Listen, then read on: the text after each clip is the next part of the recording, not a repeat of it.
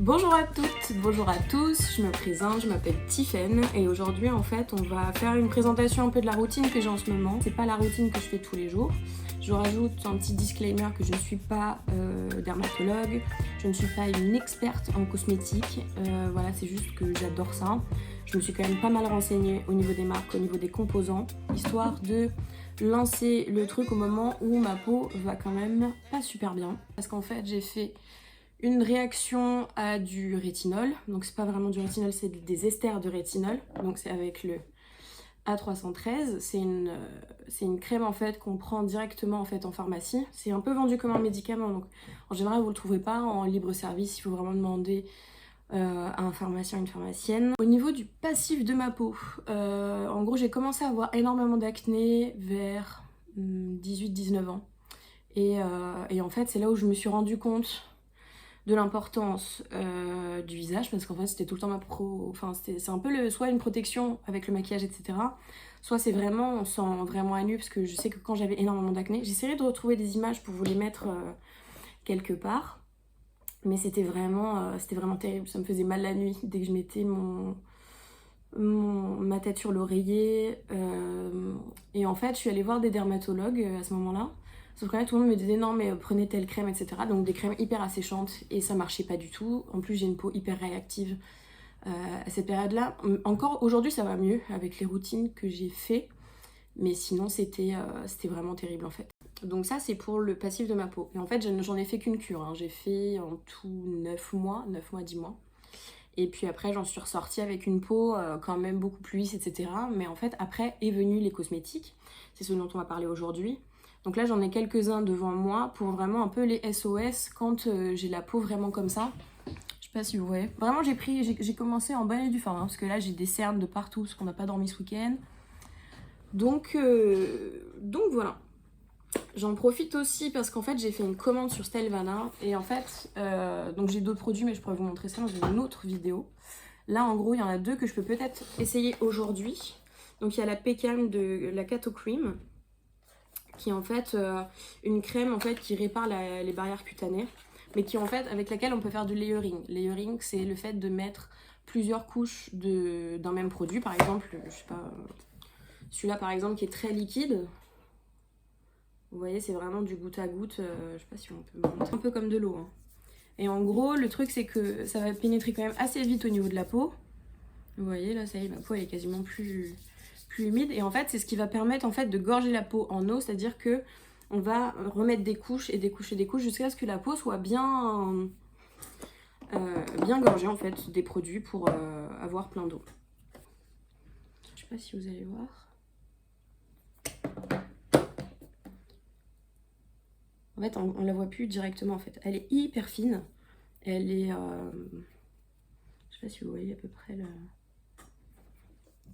Alors moi je suis une dingo de toutes les textures en fait assez fines. J'ai la peau sèche, j'ai la peau sensible et là j'ai la peau réactive. Donc il faut vraiment des choses très douces. Le problème c'est que moi, vu que j'ai un terrain quand même de base assez acnéique, en gros si je mets des choses qui sont trop épaisses au niveau des textures sur la peau, clairement je vais avoir des boutons, ça va me faire des plaques, etc. Donc au début en fait ça a été très difficile pour moi de le prendre en considération, parce que tout le monde me proposait tout le temps des crèmes assez épaisses, des choses vraiment pour protéger la peau, hydrater, etc. Et en fait, il a fallu vraiment, et encore plus au niveau du côté coréen, et ça c'est vraiment ce que j'adore. Yukang Mule, c'est en fait une gamme avec vraiment très peu d'ingrédients. Vous voyez, hein, ça fait vraiment un peu comme de l'eau. Tac. Sauf que celle-ci, vous voyez, ça fait un peu des petits fils. En fait, elle est un peu, on va dire sticky, un peu collante. Mais elle est hyper apaisante. Donc ça, c'est une essence toner, donc c'est vraiment ce qui va préparer la peau en fait pour les autres produits, qui en fait souvent est faite pour réguler le pH de la peau, pour être capable d'assimiler facilement les autres produits. Alors ensuite, avant que mon visage soit tout sec, donc ensuite là je vais prendre l'ampoule à la Centella de Skin 1004. Et en fait ce qui est trop beau, c'est que derrière l'étiquette en fait on a comme un espèce de petit canyon là, et c'est vraiment, moi je trouve ça trop beau. Donc il n'y a pas vraiment d'odeur pour celui-là.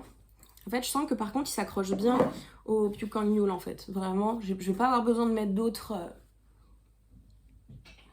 Je sais pas si on voit, mais je trouve que ma peau, elle est quand même très bien.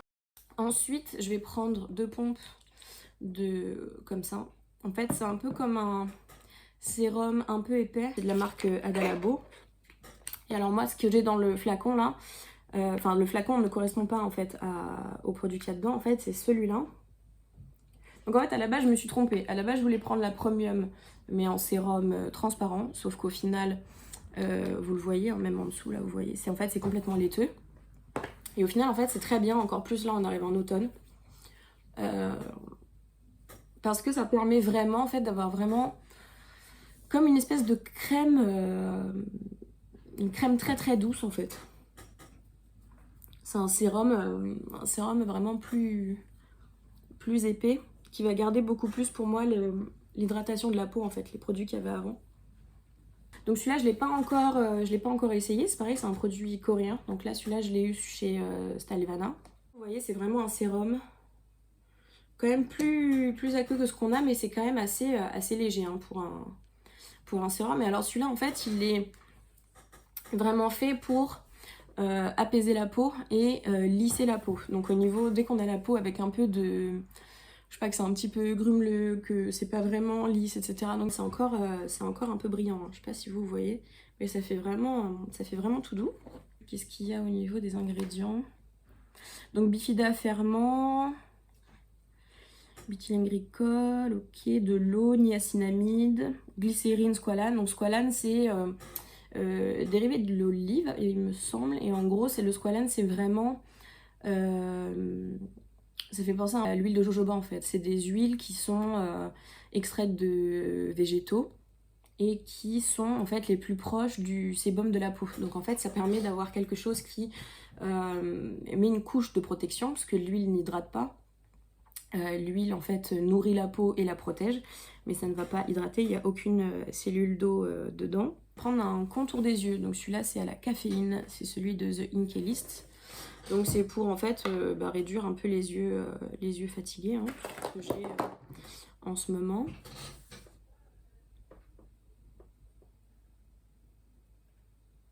On va peut-être tester ensemble pour la première fois la Pécalme du coup, la catoclume dont j'ai parlé tout à l'heure.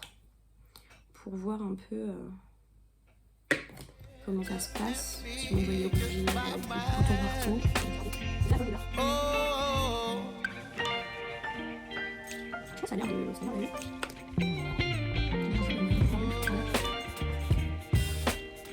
Franchement, hyper bon. Franchement, ça va. Hein. Je crois que je suis hyper étonnée de la crème. Alors, ensuite, je vais prendre de chez Cosrx crème solaire à l'aloe vera. Donc celle-ci c'est un SPF 50+, moi je mets que de l'indice 50, hein. Comme vous voyez je suis hyper blanche, avec encore plus là quand j'ai des allergies etc, mais même en général, je mets que de la 50. C'est ce que je conseille à tout le monde autour de moi. On n'a pas besoin de remettre toutes les 2 heures comme on entend partout, dans le sens où nous ne sommes pas sur la plage en plein soleil, sans parasol, etc. Là, dans ces cas-là, oui, en fait, on se baigne, on ressort, on remet de la crème solaire toutes les 2 heures. Il faut énormément se protéger. Si on peut ne pas se mettre à griller comme une sardine, c'est aussi bien, franchement, pour la peau, quand on voit tous les cancers de la peau qu'il y a, etc. C'est quand même mieux, en sachant qu'on a un capital au niveau de notre peau, au niveau du collagène et au niveau, même au niveau de notre mélanine. Moi, je mets tout le temps l'indice 50, c'est non négociable, hein, je mets ça tous les jours. Donc j'en ai plein des crèmes solaires, celle-ci c'est vraiment ma préférée et encore plus quand j'ai des réactions, je sais que celle-ci je peux vraiment compter sur elle, il n'y aura aucun souci. C'est tout le temps un peu la dose qui est recommandée. Donc je commence sur l'arrêt du nez parce que c'est souvent ce qui touche le plus. Ensuite je fais vraiment au niveau des pommettes. Celle-ci je me la passe sur les yeux parce qu'elle me fait aucune réaction. Je passe sur le front. Donc dès on passe nos produits sur le visage, le mieux c'est d'aller tout le temps vers le haut. Hein. On met pas ces crèmes vers le bas. Le cou aussi, parce que des fois on oublie au niveau de la crème solaire. Je mets dessus des oreilles. J'espère que ça vous a plu, n'hésitez pas à mettre un commentaire et puis bah écoute, je vous retrouve vite. Voilà, bah écoutez, je vous fais plein de bisous, prenez soin de vous. Ciao. On n'a pas besoin de